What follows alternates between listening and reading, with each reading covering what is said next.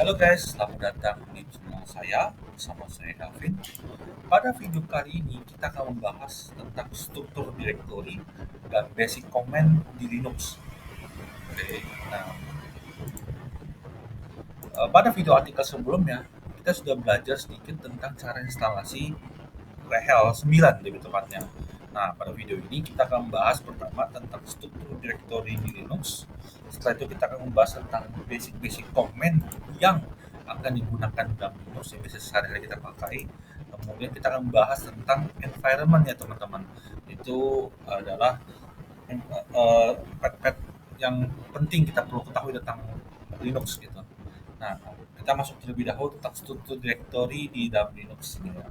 Nah, pertanyaan pertama, kenapa kita harus belajar terlebih dahulu tentang struktur directory di Linux? Nah, kita perlu paham, teman-teman, kalau Linux dan Windows itu memiliki perbedaan dalam sudut pandang struktur direktorinya. Nah, sebagai contoh seperti ini, teman-teman. Nah, kita lihat di sini pada laptop saya memiliki dua partisi, yaitu drive C dan drive D gitu ya.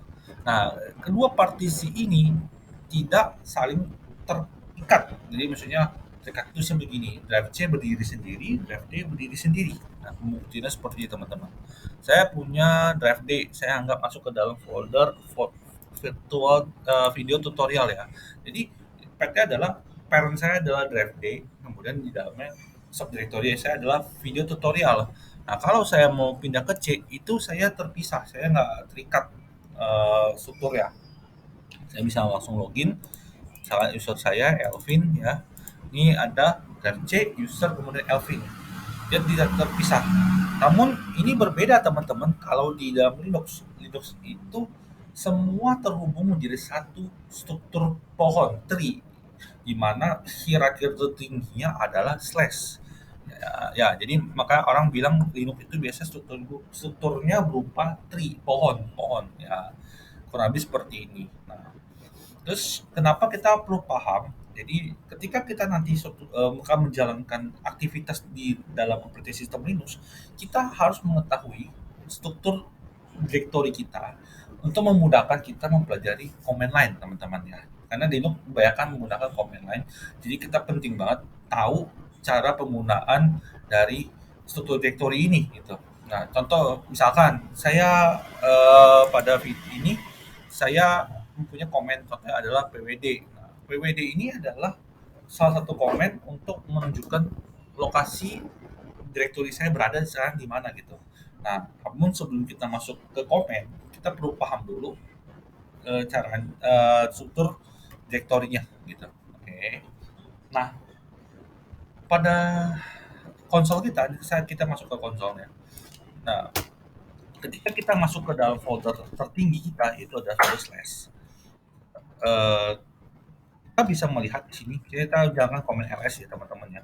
Kita bisa melihat di dalam folder slash ini terdapat beberapa direktori gitu. Contohnya ada bin slash boot dev etc, kemudian home library library 64 media mount optional proc root dan sebagainya. Nah, masing-masing folder ini mempunyai function yang berbeda-beda gitu. Nah, yang pertama kita akan bahas sebelumnya adalah slash boot. Nah, pada video sebelumnya kita sudah belajar bahwa slash boot ini berisi konfigurasi file pada saat file booting gitu. Jadi ketika kita pertama kali booting server atau restart server, slash boot ini menyimpan data-data di mana kita akan meload konfigurasi file untuk masuk ke dalam operating system. Nah, kemudian kita lihat folder bin. Nah, pada folder bin ini berisi binary atau komen-komen yang bisa kita gunakan ke dalam operating system kita. Contoh misalkan tadi PWD ya, kita bisa nge-grab di sini grab PWD ya. Nah, kita akan tahu oh ternyata PWD ini ada nih teman-teman di sini nih PWD. Ya ada di binary di sini teman-teman. Nah, ini folder bin ini kurang lebih seperti ini. Nah, kemudian setelah itu kita akan belajar folder dev. Nah, dev ini adalah informasi dari hardware kita. Nah, sebagai catatan, teman-teman perlu tahu, di dalam operating system Linux, hardware itu dianggap sebagai suatu file. Contoh misalkan disk. Disk itu kan ada macam-macam ya. Kalau pakai virtual dianggapnya VDA, VDB gitu kan. Tapi kalau misalkan kita pakai hard disk, kita SDA, SDB atau NS apa kita bisa macam-macam lah tipenya lah. Kemudian kita bisa punya printer itu akan masuk ke dalam folder device gitu. Nah, terus kemudian kita ada folder etc. etc ini fungsinya adalah menyimpan konfigurasi-konfigurasi dari aplikasi. Contohnya seperti SSH, HTTP, kemudian dia juga ada seperti FTP, kemudian Samba dan sebagainya. Itu ada di folder etc. Nah, kalau folder home itu adalah home untuk user-user yang kita buat. Contohnya kalau kita lihat di sini teman-teman TLS ya. Nah, di dalam folder home itu ada folder admin kan. Kita kan kemarin kita ada bikin namanya user admin. Nah, user admin itu secara default pertama kali kita login, dia akan home directory akan di dalam folder home admin gitu. Nah, tapi sedikit berbeda teman-teman perlu paham, kan saat ini kita membaca ya, kita login sebagai user root ya teman-teman ya. Nah, untuk root home directory-nya itu berada di dalam sini slash root gitu. By default home directory root ada di dalam slash root gitu. Nah, kita akan bahas lagi nanti. Kemudian kita lihat lagi library. Library ini adalah library-library yang digunakan untuk binary itu disimpan di dalam lib. Ada lib 4. Kemudian media ini untuk misalnya mountingan ya, misalkan DVD RW atau apa ada masuk ke dalam media. MNT itu slash mounting ya, kita bisa mounting ISO ke dalam slash MNT. Kemudian opsional ini buat nyimpen file-file third party gitu, atau enggak kita mau install secara manual kita bisa taruh di dalam slash opt atau kita bisa juga di dalam folder share gitu. Nah, ini tergantung teman-teman maunya kayak gimana misalnya. Nah, kalau folder proc ini lebih ke arah informasi tentang prosesor CPU kita. Misalkan CPU kita tipenya seperti apa, kemudian jumlah core berapa, ini ada di dalam folder slash proc. Nah, slash root tadi itu home directory root. Kemudian SBIN ini mirip dengan bin, tapi lebih tepatnya SBIN ini hanya binary yang bisa digunakan oleh user root aja kita dalam sini. Kemudian yang perlu kita pahami berikutnya adalah var. Nah, var ini eh, kalau misalnya teman-teman ingin belajar Linux ya, kita perlu paham var ini sangat penting. Biasanya berupa informasi log-log gitu. Misalkan kalau kita yang perlu kita paham, kita perlu bisa lihat folder refactoring adalah misalkan audit itu kayak misalkan usernya login kapan, kemudian restart seperti apa itu ada dalam audit. Tidak kesimpan dalam audit. Kemudian bootlog ini untuk informasi booting up. Jadi ketika kita seperti kita kali start dia akan tercatat di dalam folder bootlog gitu. Kemudian folder cron. Nah, cron ini adalah log-log untuk task scheduler di dalam Linux. Misalnya kita bikin schedule. Kalau di Windows kan kita namanya task scheduler ya. Nah, kalau di Linux dia namanya cron job gitu, cron tab ya, cron tab lah. Nah, log cron tab itu ketika kita pertama kali boot up atau kemudian kita jalanin script itu akan tersimpan ke dalam var log cron gitu ya. Nah, kemudian DNF log ini untuk log instalasi ya, paket-paket instalasi pakai DNF. Mail ini kalau kita menginstal mail server nanti dia akan masuk ke dalam mail by default. Kemudian file secure ya. Ini kita file secure nih. Nah, file secure ini eh, penting kita tahu karena begini teman-teman.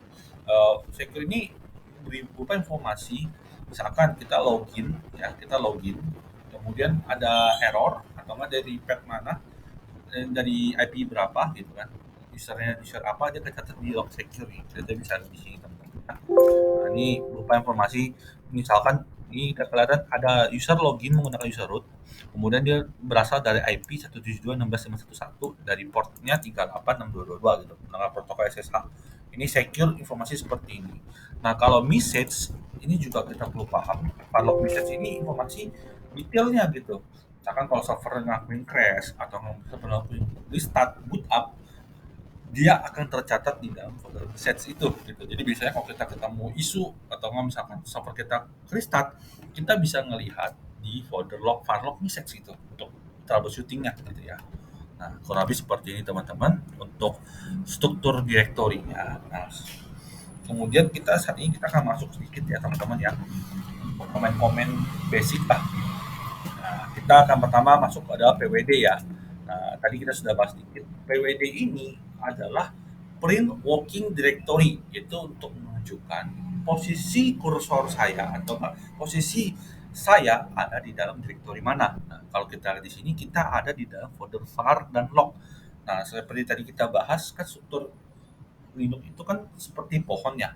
Nah, kalau kita ketik komen CD, CD itu artinya change directory gitu ya. Kita bahas tadi, kita selanjutnya kan bahas CD ya.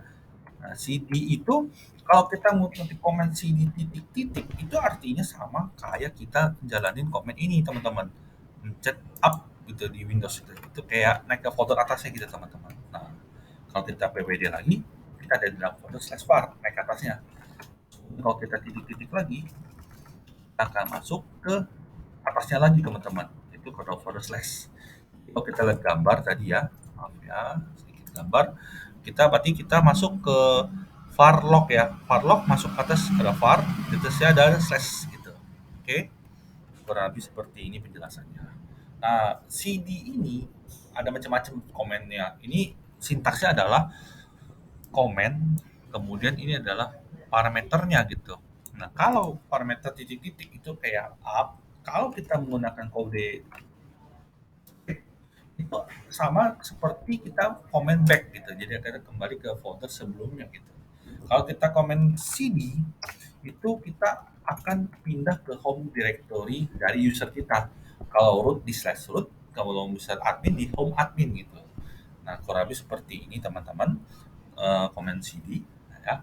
Nanti biar teman-teman paham. Kemudian kita ada lagi kalau misalkan saya login ya ke Farlog. Kemudian saya menjalankan komen CD tanda cacing di sini ya. Nah, cacing ini sama seperti kita pindah komen CD itu untuk pindah ke home directory teman-teman gitu. Nah, kita lihat di sini kita anggap punya folder nih, folder satu ya, gitu ya. Kalau saya jalankan komen CD tanda cacing kemudian kita jalankan folder, oh ya teman-teman, saya juga lupa jelasin sedikit. Kalau kita mencet huruf F, dia akan automation melengkapi gitu, gitu. Ya, kita masuk ke folder satu, ya.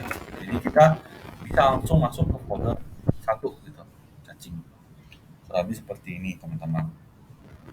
Atau nggak misalnya kita pengen pindah ke pet yang lain gitu, kita bisa menggunakan komen CD, terus pet yang kita tuju misalkan ke var, ke home admin gitu ya, pet lengkapnya home admin gitu. Nah, kita masuk ya, kurang lebih seperti ini. Ini untuk komen CD ya. Terus kita bahas berikutnya adalah komen LS. Nah, ini LS ini sedikit menarik teman-teman. Menurut ya, kalau kita komen LS, LS itu dia list directory. Kita akan mau list isi dari directory yang tempat kita berada gitu kan. Kita kan saat ini berada di slash root ya. Slash root ini kalau kita lihat LS kita terdiri dari 3 file ya. Nah, kemudian kalau kita jalankan komen min L itu adalah kita nge-list detail, detail teman-teman, detail dan informasinya kalau kita lihat di sini ini ada RWX ini. Nah, kita akan bahas pada video permission nantinya. Kita akan belajar. Ini namanya field permission ya teman-teman. Di mana baris yang pertama, baris pertama, line yang pertama, karakter pertama ini menunjukkan dia itu file atau directory. Kalau dia untuk D itu artinya dia adalah directory gitu. Kemudian ini RWX pertama ini adalah untuk user, kemudian ini untuk grup, tiga baris kemudian di grup, tiga karakter berikutnya untuk other gitu ya. Nah, ini nama ownernya, pemilik owner file ya. Kemudian ini all grupnya, kemudian ini date modified ya teman-teman. Nah, kemudian nama filenya itu ls min l itu untuk nunjukin seperti ini. Nah, kemudian kalau kita jalanin command ls min la, ini akan menampilkan file-file yang terhidden gitu, yang nggak kelihatan. Nah, kalau kita lihat di sini, file hidden itu depannya ada nama titik. Nah, titik ini menandakan file ini adalah hidden itu, teman-teman. Oke, sekedar biar paham dulu ya. Nah, kemudian kalau kita jalankan komen ls min r gitu ya, r ini fungsinya adalah untuk mensorting file. Sorry, biar enak saya kasih komen A ya. Nah, biar gitu ya. Nah, R ini kalau teman-teman lihat, dia artinya seperti ini. ls min l itu untuk melihat detail, R itu dia akan mensorting file secara kebalik gitu, dari Z ke A gitu. Jadi kalau teman-teman lihat di sini, A akan paling bawah gitu kan, dia ascending gitu, kebalik gitu, descending kebalik, kebalik jadi Z ke A. Nah, kalau A-nya itu kan namanya hidden ya. Nah, kalau kita tambahin huruf T di belakang, dia akan nampilkan secara descending, tetapi ada setelah tambahnya, tetapi dia akan nampilin file yang terbaru itu paling bawah, karena T itu menunjukkan time nya. Jadi modified date yang terakhir akan ada pada baris paling bawah. Sampai di sini paham ya? Oke, ini adalah komen ls. Kemudian kita masuk ke komen berikutnya, clear. Clear ini saya kemarin udah jelasin. Clear ini untuk membersihkan layar ya. Jadi kayak kita bukan menghapus sih, membersihkan layar biar enak dilihat ya di dalam terminal kita. Ini dalam terminal. Oke, kemudian setelah itu kita akan masuk ke dalam folder, komen berikutnya, history. Nah, history ini adalah untuk melihat komen-komen yang sudah kita gunakan pada sebelum-sebelumnya, history. Jadi, ini berguna untuk kita melihat, sangat troubleshooting ya. Ada kita nggak jalanin komen apa aja sih gitu di history. Oke.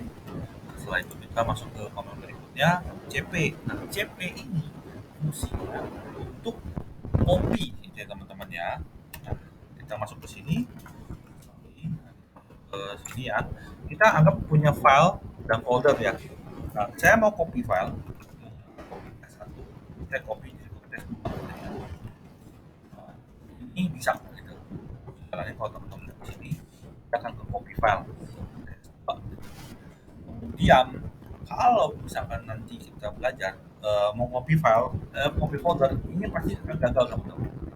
Nah, kita akan bilang CP min R not specified. Jadi kita tidak punya define variabel min R ya gitu, tambahkan parameter min R, di mana R ini fungsinya untuk rekursif, untuk nampilin direktorinya atau copy direktori yang maka dia tidak berhasil gitu. Nah, kalau kita lihat sini, copy folder ini tidak berhasil. Untuk copy folder kita harus menggunakan cp min R folder 1.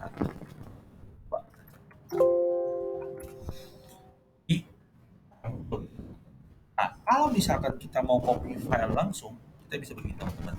Satu, kemudian misalkan kita mau copy file ini ke folder lainnya, gitu. Kita bisa mungkin dengan path lengkap atau path sebagian yang saya ingin contoh. Misalkan saya berada di dalam folder slash root, saya pengen copy file saja ke dalam folder home admin.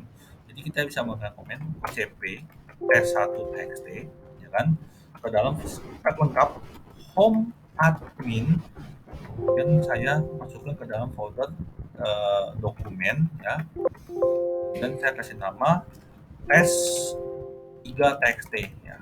Nah, ini saya bisa jalanin ini, kemudian saya cek di dalamnya ada folder tes3 ya. Itu juga saya juga bisa, misalkan saya langsung mau copy ke dalam folder 2 gitu ya, di dalam folder root. Karena posisi saya sekarang ada di folder slash root, dan ini saya bisa langsung menggunakan komen ini, teman-teman. S1txt folder 2 ya, karena nggak perlu lengkap ya, karena kan kita satu folder nih, dalam folder 2, kemudian kita bikin S4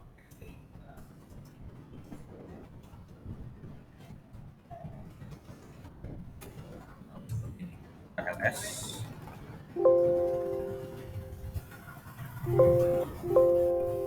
Nah, jadi CP seperti ini. Nah, kemudian kita akan bahas komen berikutnya, yaitu MV. MV ini fungsinya untuk move.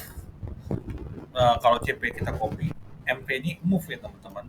Atau kita juga bisa nge-rename file. Nah, misalkan saya komen mv tes2 txt, jadi tes5 txt. Nah, kalau saya jalankan ini, saya akan ngecek tes2 txt-nya akan berubah menjadi tes5 txt gitu. Nah, kemudian kita pindahkan mv tes5 txt ini ke dalam folder 2 ya. Nah, sintaksnya seperti ini. Dia tidak rename di folder 2, tetapi dia masuk ke dalam folder 2 gitu. Jadi kalau teman-teman lihat di sini ls-minl, dia ada 2 file ya, tes1 dan tes5. Nah, itu untuk mv. Nah, sebagai catatan, harus hati-hati, mv ini kadang bisa mereplace file ya, jadi teman-teman harus pakai hati-hati dan tahu di directory lengkapnya gitu. Jadi kenapa penting belajar struktur directory supaya tidak salah gitu. Nah, kemudian pada komen berikutnya kita akan belajar komen yang cukup berbahaya tapi harus tahu itu adalah komen RM, artinya komen remove. Nah, kenapa saya harus bilang hati-hati? Karena begini teman-teman, once kita salah di dalam sampai hapus file, kalau di Windows kan mungkin ada namanya directory bin directory ya, trash directory, apa recycle bin lah. Nah, kalau di Linux itu nggak ada, jadi sekali kamu hapus, otomatis file itu akan hilang selamanya gitu. Jadi hati-hati menggunakan komen ini RM. Nah, contoh misalnya gini, nah saya mau hapus folder ya, folder 2 ini ya, folder 2. Saya mau hapus file yang RM5 ini ya. Nah, komennya adalah RM terus nama file. Kemudian dia akan nanya, kita mau hapus gak? Yes, saya mau hapus gitu. Dia akan prompt password, prompt password lagi, prompt kita nanya, ini mau hapus gak filenya? Ya, kita mencet Y untuk yes, kalau no untuk enggak. Nah, bagaimana kalau saya nggak mau supaya tampilin? Saya bisa komen rm min f ya. Kemudian saya hapus tadi di home admin dokumen, ya kan? Kita mau hapus folder test itu ya. Nah, dia otomatis langsung menghapus filenya di dalam ini gitu. Nah, kemudian saya naik ke satu file, saya mau hapus folder 2. Nah, bagaimana caranya? Saya bisa menggunakan komen rm min r itu untuk directory, sama kayak cp kan copy file kan, copy folder kan min r ya. Nah, sama di itu juga pakai rm min r, kemudian folder 2 gitu.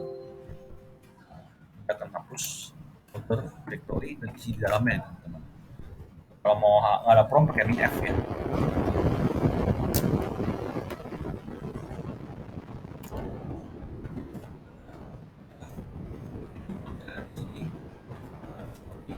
RM. Terus kita akan belajar berikutnya komen mkdir. Nah, mkdir itu artinya make directory. Nah, saya bisa bikin komen mkdir folder 2. Nah, bagaimana kalau saya mau bikin folder dengan subdirectory-nya? Nah, kita bisa menggunakan komen contoh misalnya saya tes dulu ya. Saya mau bikin folder 3, tidak folder 3 dan folder 4 ya. Nah, saya pasti akan gagal teman-teman. Dia akan muncul error. Mkdir nggak bisa create directory folder 3 dan folder 4 karena nggak ada directory-nya gitu. Kalau kita pakai min p, dia akan bikin parent directory bersama subdirectory-nya gitu. Kita bikin folder 3 dan folder 4 di dalamnya nih ya. Nah, kurang lebih seperti ini. Ini untuk mkdir. Oke. Kemudian kita masuk berikutnya, yang perlu kita tahu adalah komen df. Nah, df dan du ya. Df ini fungsinya seperti ini teman-teman kalau dalam Windows. Kita masuk ke folder disk PC gitu kan. Nah, kita pengen lihat partisi kita size-nya berapa gitu. Nah, partisi size ini kita bisa lihat dengan komen df min h gitu ya. Df min h. Nah, df min h ini akan nunjukin file system kita. Ini kayak tadi kita bahas kan, kalau hard disk itu kan dibaca dalam folder dev ya. Ini file system kita, dia lokasi di mana. Size-nya kemarin kita pendekin setelahkan 12 GB untuk slash-nya ya. Kemudian udah kepakai 4,5 GB. Kemudian tersisanya adalah 7,6 GB. Kita menggunakan 38%. Ini DMIH ini penting untuk kita belajar supaya kita mengetahui, oh ternyata software kita spesies seperti ini. Nah, kemudian komen berikutnya adalah DU gitu ya. Nah, this usage lebih tepatnya. Tapi sebelum kita masuk Saya akan jelasin sedikit tentang DF ya. Kalau teman-teman pakai DF biasa, ini bentuknya dalam bentuk bytes, jadi susah dibacanya gitu. Nah, kalau kita tambahin parameter min H itu untuk human readable. Jadi kita bisa ngebaca dari sudut pandang kita gitu. Oh, ternyata spesies berapa gitu, ada satuannya gitu. Ini enaknya pakai min H seperti ini. Oke. Nah, kita lanjut. Nah, terus misalkan asumsi misalnya gini, saya dikasih tugas untuk melakukan housekeeping server nih, misalkan usianya 80% nih. Bagaimana saya mesti housekeep? Saya mesti cari file mana besar. Nah, caranya adalah seperti ini, menggunakan command du gitu. Misalkan kita lihat di sini, saya kan spesial 4,5 giga ya usage-nya ya. Nah, saya pengen tahu usage ini besarnya di mana, folder mana. Nah, kita pertama-tama masuk dulu ke folder slash cd slash. Kemudian saya jalankan command du ya. Oh, ini kan du ini banyak banget nih. Nah, kelihatan ini bentuknya dalam satuan byte ya, kita bingung ya. Susah bacanya nih. Nah, kita bisa menggunakan command du min s itu untuk size, kemudian h ini untuk human readable, kemudian kita pencet bintang, bintang itu untuk menampilin semua yang ada dalam folder slash ya. Kita akan dalam bentuk satuan yang jadi kita baca gitu. Nah, di sini kita bisa lihat ternyata paling besar itu ada di folder USR sebesar 4,2 giga teman-teman ya. Jadi kita troubleshooting, kemudian kita bisa masuk ke dalam user ya, kemudian kita jalanin command nya lagi, terus kita lihat ternyata oh library-nya kepake 1 giga, kemudian share ini pakai 1,6 giga, 200 mega untuk lab exe, libnya 800 mega dan binary 263 mega. Nah, kurang lebih seperti ini teman-teman komen DU ya. Nah, ini penting karena kita perlu belajar ini untuk troubleshooting nanti ya. Misalkan atau housekeeping atau mencari tahu file apa yang menggunakan file besar penggunaannya. Nah, kemudian komen berikutnya adalah free. Nah, free ini untuk nampilin harddisk kita, memori RAM kita kalau harddisk. Memori RAM kalau DF itu harddisk atau partisi, free ini untuk nampilin memori dan swap kita. Nah, by default dia menggunakan satuannya byte. Kita bisa menggunakan freemin G gitu ya, atau freemin M. Nah, kalau freemin M dia akan membuat dalam satuan megabyte MB. Kalau min G ini dalam satuannya adalah gigabyte gitu ya. Nah, kalau kita pengen lihat secara readable, kita bisa menggunakan freemin H. Ini memudahkan kita melihat satuannya gitu. Nah, catatan sedikit, Freemin min H ini hanya baru pada OS versi baru. Pada versi 6, RHEL 6 ini min H ini belum ada gitu. Jadi biasa menggunakan M, G gitu kan. Gitu. Versi atas yang udah ada pakai min H-nya. Nah, kurang lebih seperti ini. Nah, cara bacanya teman-teman bisa lihat ini adalah memori RAM yang kita pakai, itu RAM-nya 2 giga ya kan, tapi kebaca 1,9 ya. Kita adalah menggunakan 1 giga, free-nya 100 mega, dan dari sisanya itu dipakai untuk share 26 mega, cache memori 600 mega, dan available-nya 572 mega gitu. Ini cara baca seperti ini. Swap-nya 4 giga, use-nya 4 mega, free-nya 4 giga. Nah, ini untuk free. Nah, komen berikutnya adalah komen top, teman-teman. Nah, top ini fungsinya untuk melihat usage dari CPU kita gitu. Ini mirip dengan Windows, kalau kita klik kanan masuk task manager ya teman-teman ya, task manager untuk melihat di sini nih. Cuma kan kalau di Windows itu kan ada user interface-nya ya 60%, 50% gitu kan performance ini ya. Nah, top ini persis seperti ini. Nah, dia dia persis untuk melihat usage-nya paling besar di mana gitu teman-teman gitu. Nah, kita bisa lihat di naik turun ya. Nah, kalau kita huruf mencet M, M ini akan menampilkan, oh ternyata usage kita pakai 70 mega. Nah, paling besar itu pakai apa gitu. Nanti dia akan ngelis memori yang paling besar tuh aplikasinya apa di sini. Nah, untuk keluar dari top kita bisa menggunakan command Q, quit gitu. Oke. Nah, ini untuk command top ya. Terus setelah itu kita akan masuk eh command berikutnya head. Nah, head ini eh, untuk menampilkan 10 baris paling awal. Nah, biasanya kita akan baca sedikit ya. Di Linux kita bisa menjalankan dua komen, teman-teman. Misalkan kalau ini kan satu komen nih, ya satu komen. Nah, kita bisa gabungkan dua komen. Contoh misalkan saya masuk ke dalam Farlog ini ya. LS Mino kan file banyak banget nih. Saya cuma pengen nampilin 10 baris. Nah, saya bisa menggunakan komen gini, ls min l, kemudian comment piping, ini namanya piping ya teman-teman. Kemudian head head ini akan nampilin ini. Saya akan ngelis file yang ada di dalam file dalam directory yang ada di dalam file log, dan saya akan menampilkan 10 baris paling atas menggunakan comment head. Ini head ini 10 baris. Kalau misalkan mau nampilkan 5 baris, kita menjalankan comment min n, kemudian 5. Dia akan nampil 5 baris gitu. Nah, kemudian command berikutnya lagi adalah tail. Nah, tail ini sama kayak head, cuma bedanya kalau head kan dari atas. Kalau tail ini dari bawah gitu. Dia nampilin 10 baris dari paling bawah gitu. Hitung 10 ke atas dan 10 ke atas gitu. Nah, sama pakai min n, ini untuk 5. Jadi ini teman-teman perlu belajar untuk memudahkan gitu ya. Oke. Kemudian setelah itu kita akan belajar command less. Nah, less ini untuk melihat isi di dalam file. Contoh kita pengen lihat command message ya. Nah, kalau less message, nah kita akan melihat isi dalam file. Misalkan message ini kan banyak banget nih, sampai ratusan baris nih ya. Nah, dia akan menggunakan sistem paging gitu. Jadi kita masuk ke ini, masuk ke dalam file message, dan kita lihat isi dalam file message. Nah, kalau kita mau masuk ke halaman berikutnya, paging berikutnya, kita bisa menggunakan command spasi.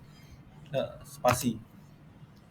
Kalau mau balik ke page sebelumnya, kita pencet command B, back gitu ya. Nah, ini command-nya seperti ini. Kalau kita mau pindah ke halaman paling terakhir, kita bisa menggunakan command shift G.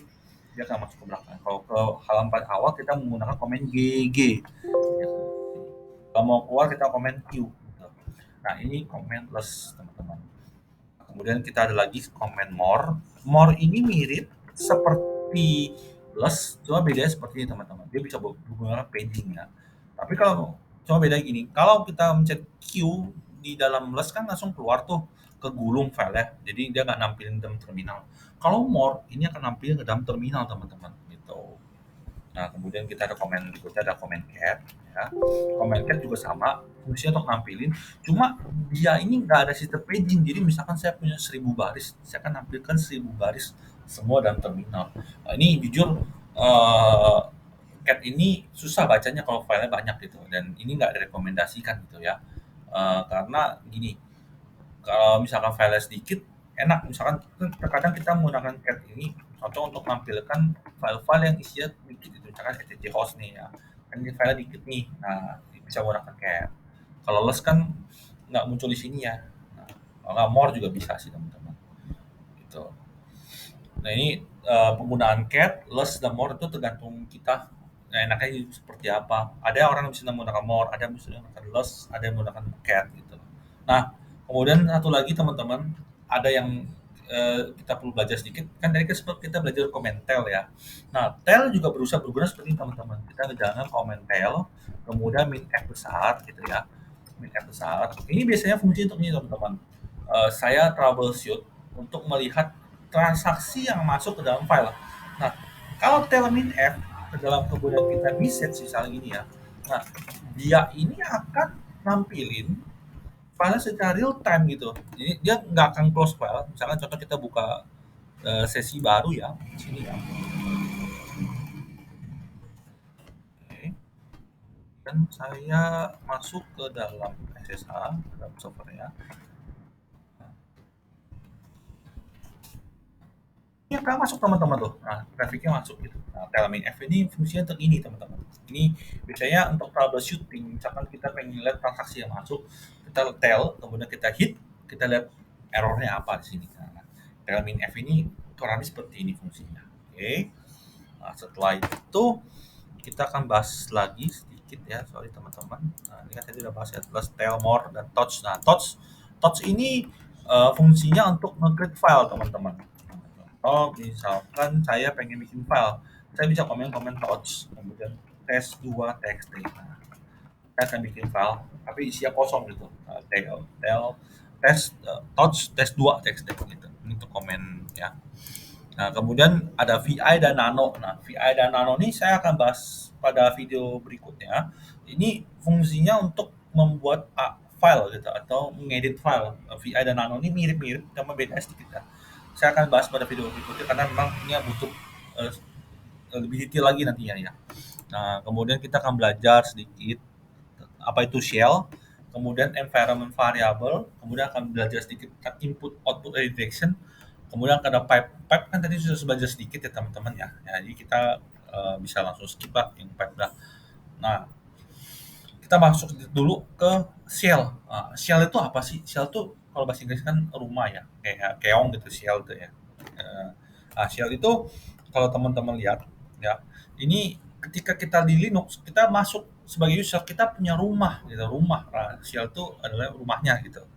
Nah, kemudian mengenal environment variable nih. Nanti kita akan dikit. Nah, sebelum kita bahas, kita akan bahas sedikit. Nah, kalau kita lihat teman-teman di terminal, ini ada ini kan kita punya rumah nih ya, nih kayak shell nih rumah nih. Nah, ini kita bisa baca begini. Root ini adalah user kita. Jadi kita pengen tahu user kita kan loginnya siapa sih? Itu kita bisa lihat di sini. Oh, ternyata usernya root nih. Kemudian add ini kan add di mana? Ini adalah nama server kita, RHSPR01. Kemudian ini adalah lokasi direktori kita secara singkat ini. Kalau tanda tilde atau cacing itu menunjukkan home directory kita gitu ya. Nah, itu. Kemudian ini untuk komennya tanda pagar gitu ya. Nah, kalau kita jalankan command environment, ini akan show environment kita ya, teman-teman bisa lihat.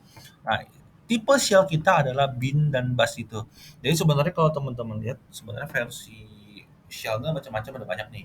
Ada bin bash, kemudian ada sh, ada ksh, jsh, csh, ya masih banyak-banyak lah. Nah, kalau biasanya di rehel bisa umumnya menggunakan folder bin bash gitu. Ini nanti teman-teman bisa baca juga di internet lebih detail ya. Ya ada sbinologin, kemudian bin bash, kemudian ada bin sh. Itu lebih ke arah oh eh, tipe user ini bisa pakai apa aja gitu. Nah, kalau SB no login contohnya, SB no login itu usernya nggak bisa login gitu. Tapi mungkin bisa ngejalanin service tapi dia nggak bisa login gitu. Oke, lanjut dikit ya biar lebih singkat. Kemudian history size. Nah, history size sampai dengan 1000. Jadi untuk user saya root ini ya, ini kan user root ya. User root ini dia punya kapasitas untuk nyimpan 1000 history gitu, 1000 history komen lah. Ini nama hostname-nya. Kemudian ini PWD ini lokasi directory ya. Jadi sebenarnya kalau PWD ini kita manggil variabel PWD ini nih. Jadi kalau kita pindah file, bisa pindah folder misalkan varlog nih ya.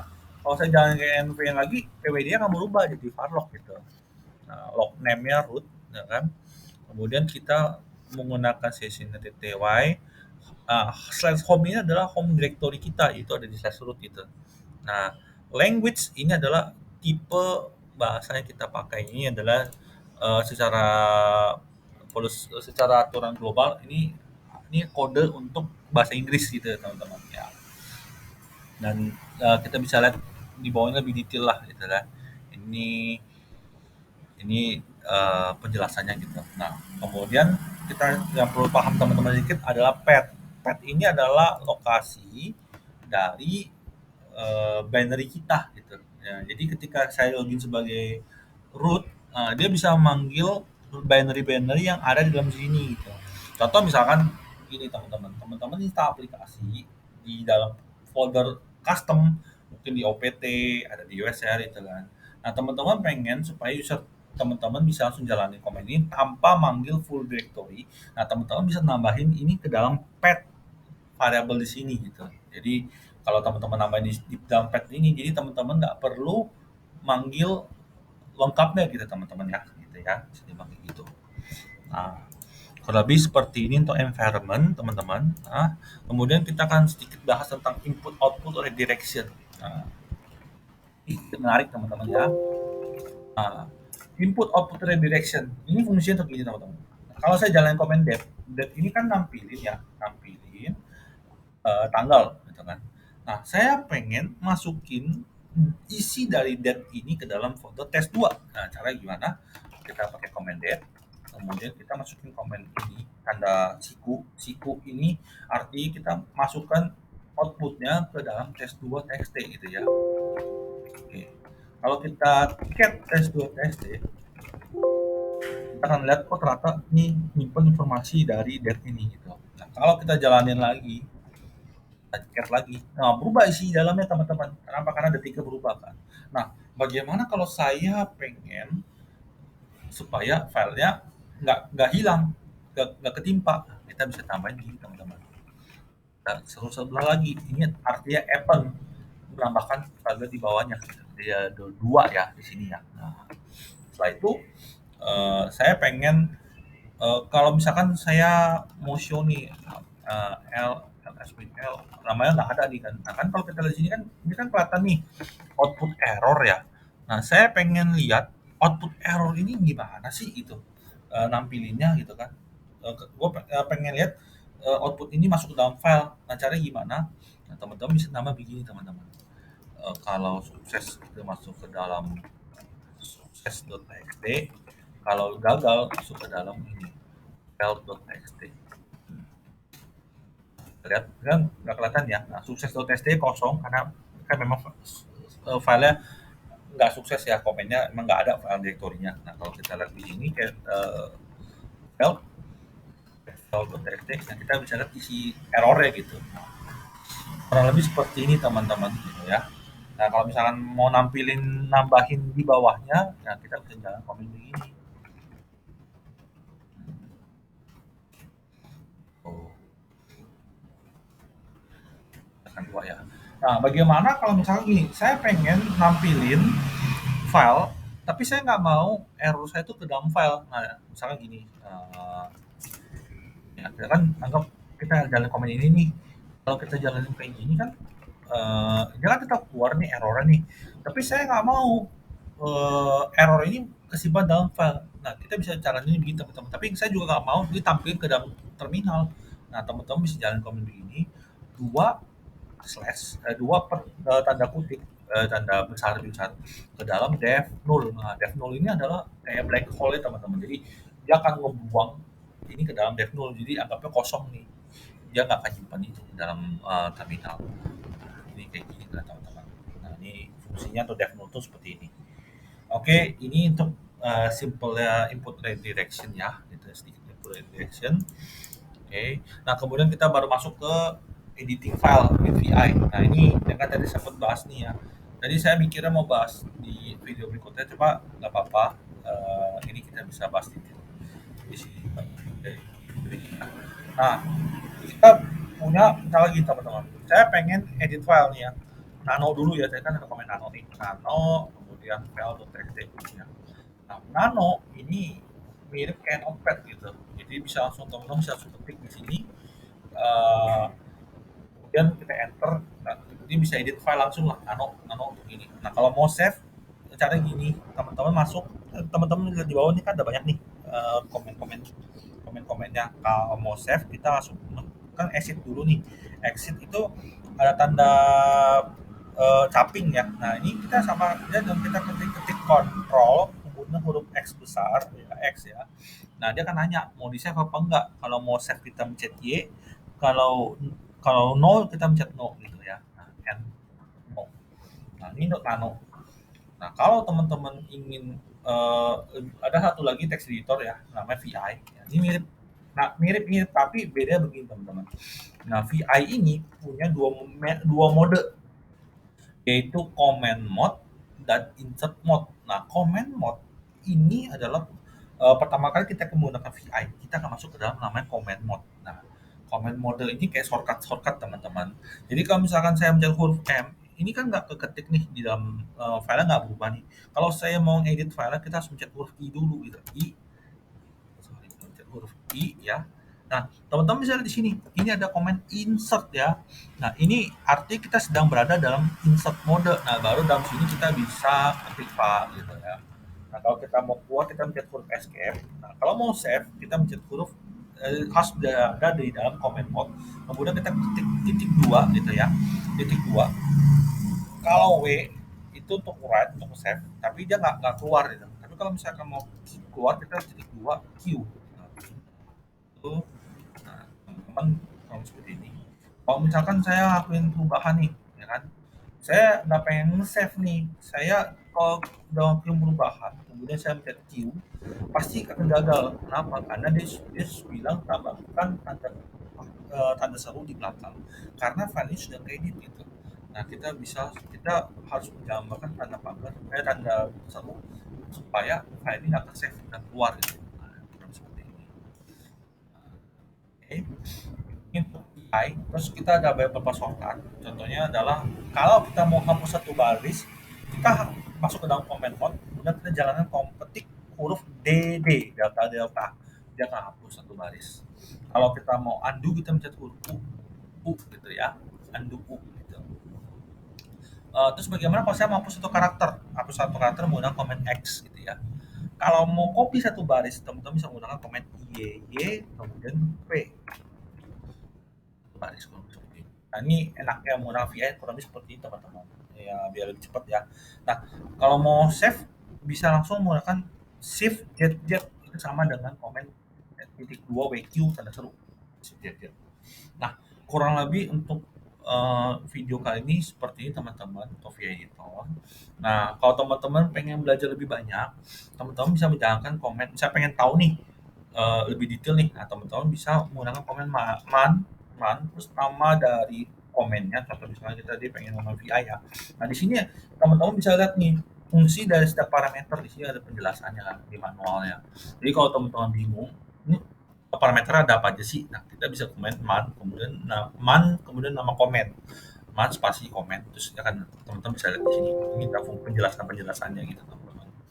Oke, sampai sini dulu video kali ini. Nanti saya akan lanjutkan pada video berikutnya. Ya, oke. Sampai jumpa pada video berikutnya. Terima kasih.